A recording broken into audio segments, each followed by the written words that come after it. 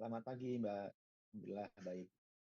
Baik, terima kasih udah berkenan hadir. Ini ditunggu-tunggu banget nih oleh Sobat Nusantara Entrepreneurs untuk berbagi ilmu dan pengalaman di webinar kali ini.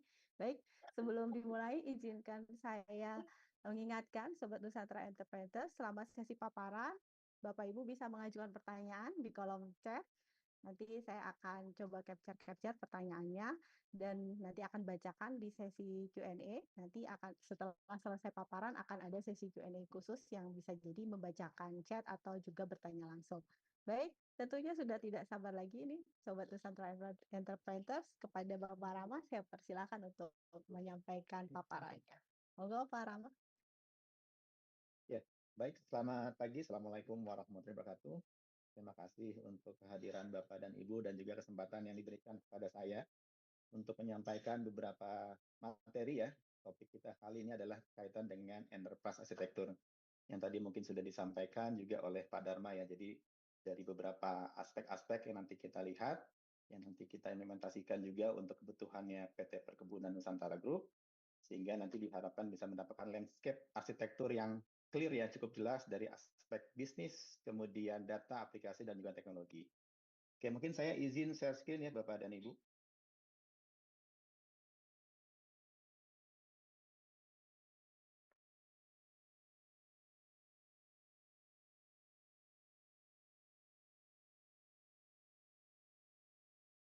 Oke, sesuai dengan topik kita hari ini, jadi kita akan bicara mengenai enterprise arsitektur untuk ekosistem perkebunan terpadu, di mana harapannya ini nanti bisa mengubah kompleksitas menjadi nilai strategis melalui framework TOGAF.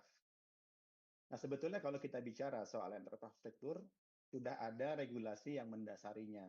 Nah, terutama untuk konteks BUMN, ini kita lihat ada 3 yang umum ya Pak ya. Jadi pertama adalah Permen BUMN, di mana di sana sudah diatur mengenai bahwa BUMN itu perlu menetapkan arsitektur TI dengan mempertimbangkan beberapa aspek, sedikitnya kaitan dengan proses bisnis, data, informasi, dan teknologi. Kemudian ada juga yang kedua. Kedua ini adalah Surat Menteri BUMN RI nomor 2000 tahun 2024 ya, di mana salah satu objektif ataupun kontrol yang wajib diimplementasikan adalah APO 03 ataupun Managed Enterprise Architecture. Nah, ini yang biasanya berhubungan dengan penilaian tingkat maturity IT ya. Jadi sudah diwajibkan bahwa semua BUMN harus diukur tingkat maturitasnya, itu diantaranya adalah domain APO 03. Jadi harus mengelola enterprise arsitektur. Kemudian yang ketiga adalah surat PT Denantara Asset Management Persero tahun 2025. Nah, di sini diantaranya adalah BUMN perlu memperkuat TI dengan menerapkan kerangka kerja yang selaras dengan tujuan bisnis. Seperti itu. Jadi ini sudah menjadi satu keniscayaan ya bagi BUMN untuk mengimplementasikan enterprise arsitektur. Nah, di sini kalau kita lihat dari sisi Permen BUMN sendiri ya, jadi sudah ada 5 aspek. Pertama adalah tata kelola TI.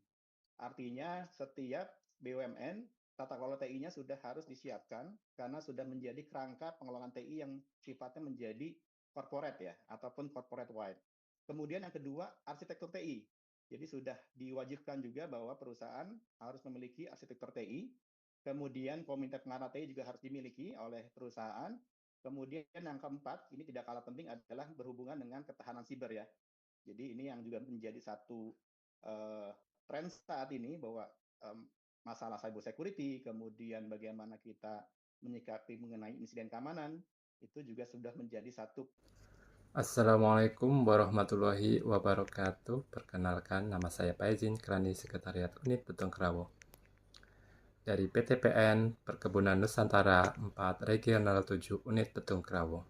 Alhamdulillah, hari ini saya berkesempatan mengikuti kegiatan sosialisasi enterprise arsitektur di lingkungan BUMN.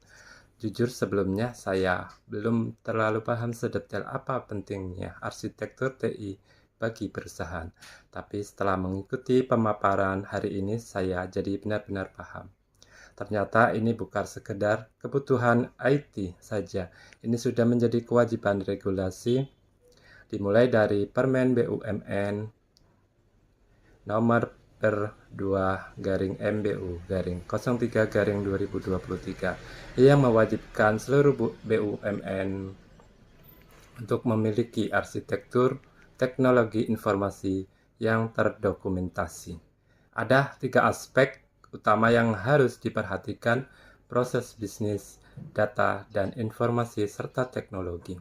Kemudian diperkuat lagi dengan Surat Menteri BUMN nomor S/562/MBU/DSI/10/2024 yang menegaskan bahwa salah satu kontrol wajib yang harus diimplementasikan adalah APO 03 Managed Enterprise Architecture.